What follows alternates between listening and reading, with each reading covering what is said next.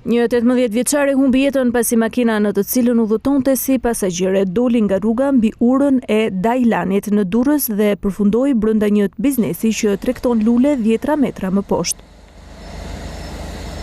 Dy këmbësorë që ndodheshin aty pranë rrezikuan të shndrohen në viktima aksidentale, pasi u goditën nga mjeti që pas përplasjes përfundoi si një grumbull hekurishtësh.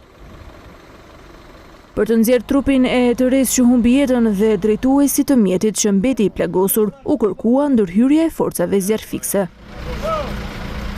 Aksidenti tragjik u shënua pas pak para mesnate, ndërsa drita e diellit zbuloi pamje të frikshme dhe ndihmoi ekspertët në rindërtimin e dinamikës dhe rrethanave.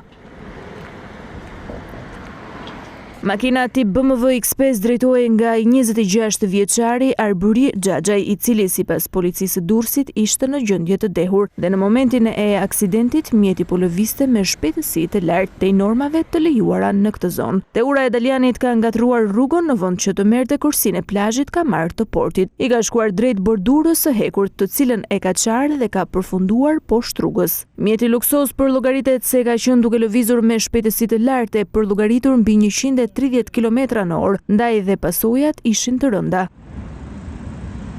Shoferi 26 vjeçar nga Fieri, sipas burimeve, mbetet në gjendje të rëndë shëndetësore, ndërsa roja i dyqanit të luleve që po ashtu mbeten të dëmtuar, raportohen se janë jashtë rrezikut për jetën.